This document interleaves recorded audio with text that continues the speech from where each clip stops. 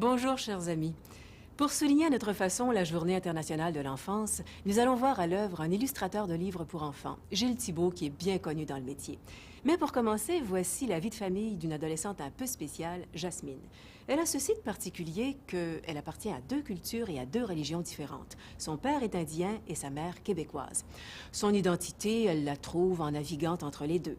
Sa recette, nous allons la découvrir ensemble, mais je vous préviens, sa bonne humeur est très contagieuse.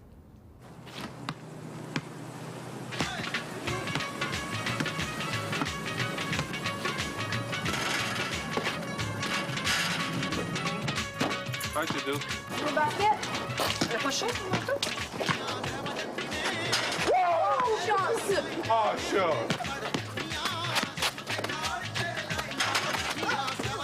Ça avance, les pièces? Papa! Oui. Oui, moi, je peux pas être certaine. C'est passé. Nisha, quelle est la différence entre ta sœur et toi? Ben moi, je trouve que ma sœur, elle se rapproche plus à la culture indienne et que moi, je me sens plus québécois.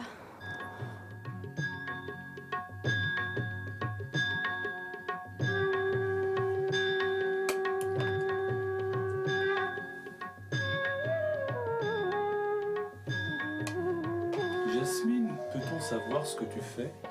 Je suis en train de me préparer pour mes cours de danse indienne.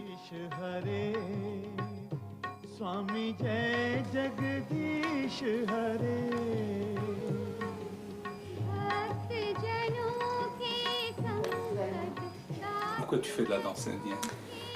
Parce que je suis indienne, puis j'aime la danse et ça fait partie de mes racines.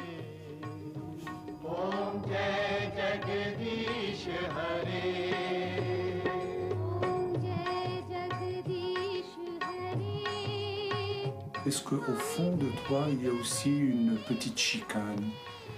Au fond de moi, non. Moi, je trouve pas. Moi, je suis vraiment décidée. Tu sais, je me suis divisée en 2, on dirait. Tu sais, une moitié de Jasmine, c'est indien, puis l'autre moitié, c'est québécois. Tu m'aimes-tu? Oh oui, je t'aime. Moi aussi. À tantôt. À tantôt. Je peux? Oui. Regardez ce que Patrick m'a donné. Une petite surprise. C'est pour moi puis le bébé. Il est fin, hein? Il avait accroché après une branche d'arbre. Ben, j'ai toujours eu un faible pour les petites mises en scène.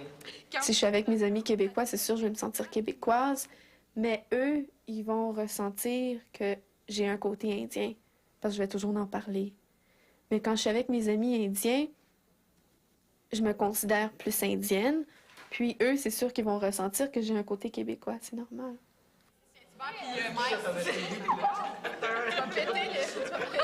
Mais quand je suis à l'école, c'est mon côté québécois. Mais ça veut pas dire que je suis pas fière de mon côté indien. Est-ce que tu peux signifier ta culture indienne juste par des gestes de danse? Déjà, oui, c'est sûr. Tu peux nous exprimer ça, là? Là? Oui? Là! le bonheur que je vis, mais en danse, c'est vous. Parce que... Alors, le bonheur, en danse, le bonheur...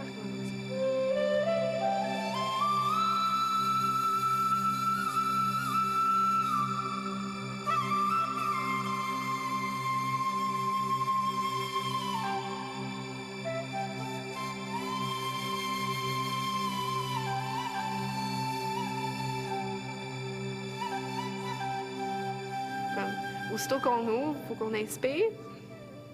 Puis quand on ferme, on expire comme pour dégager toutes nos énergies. Et l'amour, comment tu l'exprimes?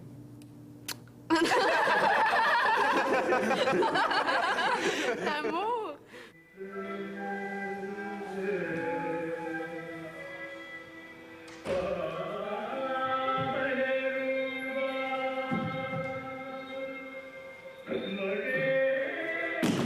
Pour moi, la danse indienne, je trouve ça très sacré parce que c'est le seul temps dans la semaine où est-ce que je peux vraiment mettre toutes mes énergies sur quelque chose qui me passionne beaucoup, puis qui permet de garder un contact très proche avec ma culture. Parce que je suis certaine que j'aurais oublié certains aspects de la religion puis de la culture indienne si j'avais pas la danse indienne. La danse indienne, c'est l'histoire des dieux. Dans chaque danse, on raconte l'histoire des dieux, on essaie de rentrer dans la peau des dieux.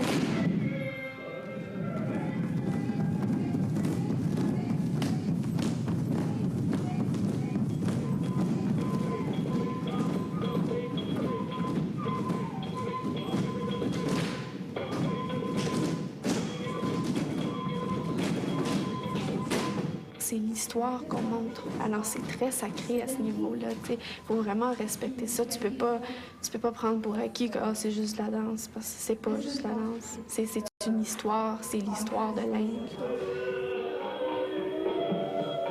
D'après toi, pourquoi est-ce qu'un mariage mixte a des problèmes? Pourquoi est-ce que ça ne fonctionne pas en général? Souvent, je trouve que c'est probablement parce qu'il y a un manque d'amour à quelque part.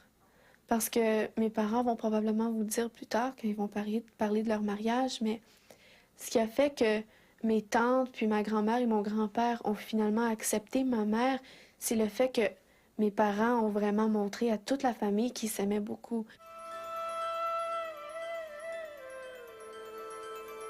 Le fait qu'il m'ait eu, on est 2 enfants, puis je suis la plus vieille. Premièrement, ça a démontré que mais pour avoir un enfant, c'est sûr qu'on a besoin d'amour.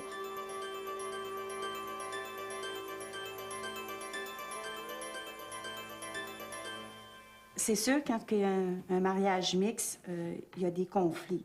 Surtout que le mariage hindou, c'est un mariage arrangé, puis ils se marient entre castes.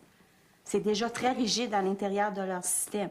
Alors, se marier avec une étrangère, c'est comme une révolution, si vous voulez. Fait que pour Rochester, il a créé une révolution dans sa famille. Une fois que j'avais pris la décision de me marier, mes amis me supportaient 100%. D'accord, allez-y.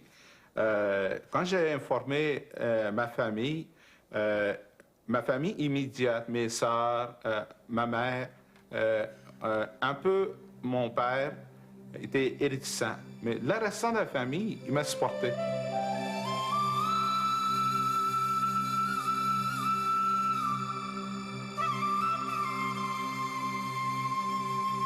Je pense que la glace a commencé à briser à mon mariage parce qu'il n'y a aucun membre de sa famille qui est venu à mon mariage, sauf mon beau-père. Et c'était un mariage qui a été fait à l'indienne. Alors, mon beau-père a été comme mon premier contact pour pénétrer dans la famille. Et mon beau-père a joué un rôle très important là-dedans.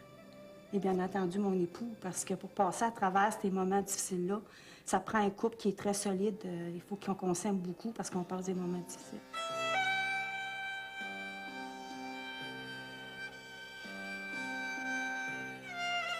C'est certain qu'au début, j'étais pas acceptée.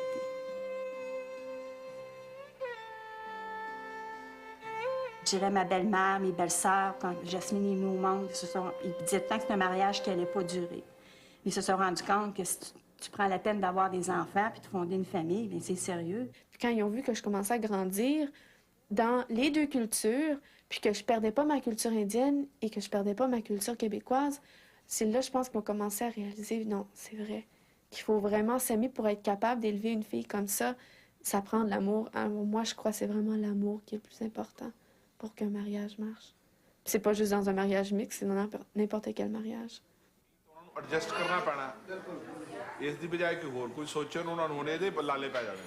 Au début, j'entendais constamment le Punjabi ou l'Hindi. Je me sentais, là, puis j'étais à un moment où j'étais nationaliste au début, donc je me sentais un peu comme révoltée. Tu sais, c'est des immigrants qui sont ici, puis comment ça se fait que je suis envahie comme ça? Que je réagissais, c'est sûr. C'est comme je me cherchais aussi à ce moment-là. Parce que ça te remet en question énormément quand tu prends contact avec une autre culture. Comme Rochester a mis des choses en question, comme mon beau-père, ma belle-mère ont mis des choses en question. On ne vit pas aujourd'hui, 16 ans après, on ne pense pas exactement pareil comme on pensait il y a 16 ans. On a évolué. Le couple a évolué, la famille a évolué.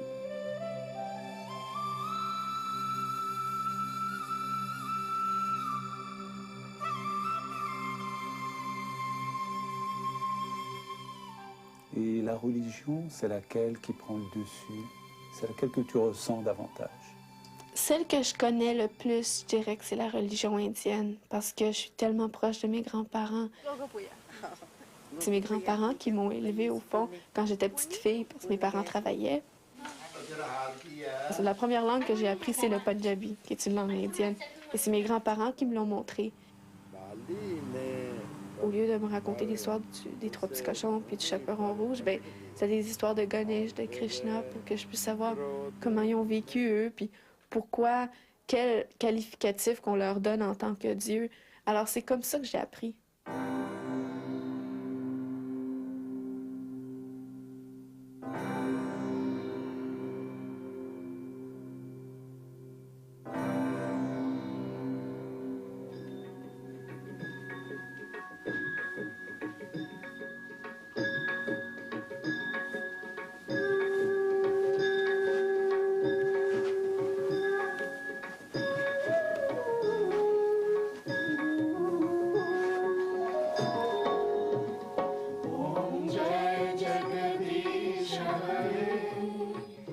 C'est ça que moi, je suis allée chercher dans la religion indienne puis dans la culture indienne.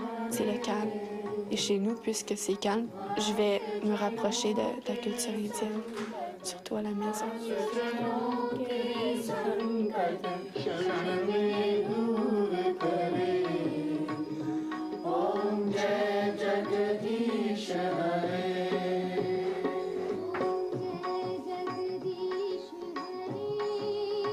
Depuis que je suis toute petite, je fête Noël, mais vraiment pour savoir ce qui est vraiment Noël ou ce qui est vraiment Pâques, j'ai peut-être appris un peu plus tard dans ma vie.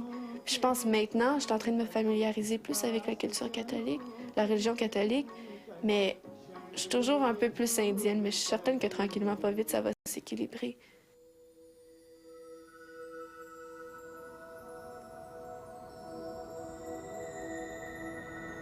Comment ça s'est passé dans ta tête? Au début, tu t'es dit, bon, ben, il faut que j'annonce à mes parents que j'ai un chum. Les enfants, tu sais, comment ils essayent d'éviter les problèmes. Fait que moi, pour éviter, je me suis dit j'aurais moins de problèmes si j'allais voir ma mère. Mais j'ai vu que mon père, il était...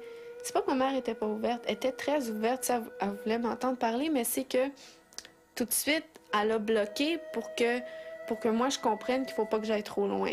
J'ai compris. Mais mon père, lui, était très, très ouvert. Même en Inde, chez nous, on avait des chums. Mes sœurs y amenaient des chums chez nous. C'était pas qu'ils tombaient en amour avec chaque chum qui venait, là. Même chose pour moi. On dirait qu'on s'entendait pas sur le même point. Lui, chum, puis moi, chum, c'était pas la même définition. Fait que... Il m'a demandé de parler beaucoup, fait qu'on s'est parlé, puis c'est après, tu sais, que j'ai su qu'il acceptait peut-être pas trop ça. Moi, je sais pas la raison pour laquelle, tu sais, qu'il accepte pas ça. C'est lui qui pourrait plus vous le dire, mais moi, personnellement, je trouve que c'est parce qu'il a peur que je grandisse trop vite. Jasmine, elle a 14 ans. Il faut qu'elle explore des amis, des garçons puis des filles. Puis moi, je trouve ça normal, mais de l'autre côté, bien sûr que demain matin, si je trouve que là, elle est tombée en amour, puis elle veut passer toute l'énergie puis la concentration dans ça, là, je vais être choqué. Je pense même des fois, elle pensait que son père avait quelque chose contre Olivier. J'essaie de dire non, ça serait Olivier, ça serait Pierre, ça serait un Indien, ça serait un Italien. Ton frère, il réagirait de la même façon. Premièrement, il voit sa petite fille devenir une femme. Puis ça, bien, il faut l'accepter à un moment donné.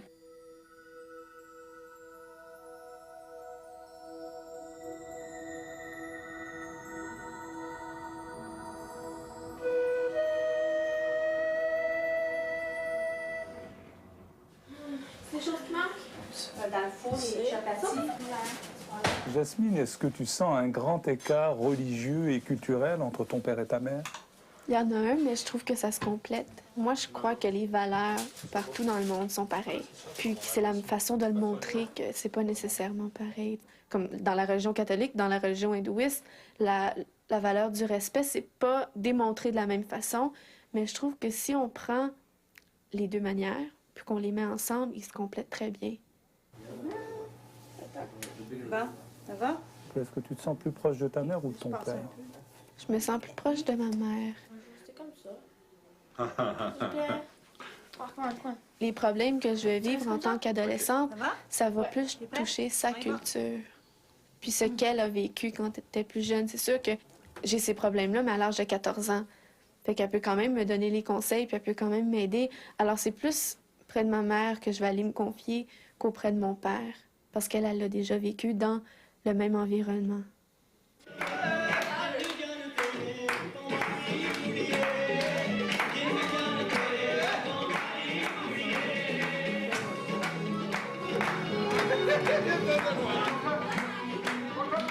Ça veut dire que c'est la culture de ton père qui a pris le dessus dans la maison? Au début. Mais c'est qu'après ça s'est équilibré. Comment tu fais, là, entre les deux? Je veux pas favoriser une culture plus que l'autre, parce que pour moi, les deux, c'est important. C'est ça qui fait ma personne. Donc, Jasmine n'est pas hindouiste, puis Jasmine n'est pas catholique, Jasmine est indo-canadienne, tu sais. Fait que c'est pour ça. J'ai jamais vraiment favorisé une culture plus que... En tout cas, j'ai jamais fait par exprès. Tu prends ce qu'il y a de meilleur Oui, dans les je deux? prends ce qui est le meilleur des deux, puis je me forme ma propre religion.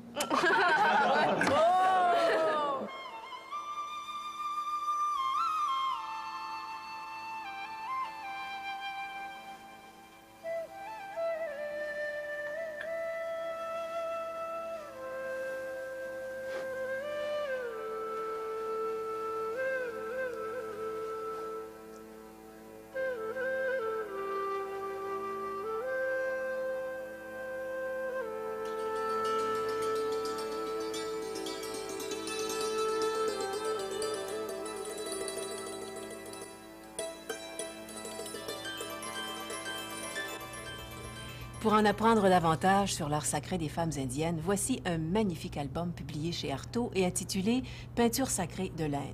Ce sont des prières peintes sur le sol et les murs des maisons à l'occasion de fêtes religieuses. Des peintures rituelles d'une grande beauté qui appellent la bénédiction des divinités.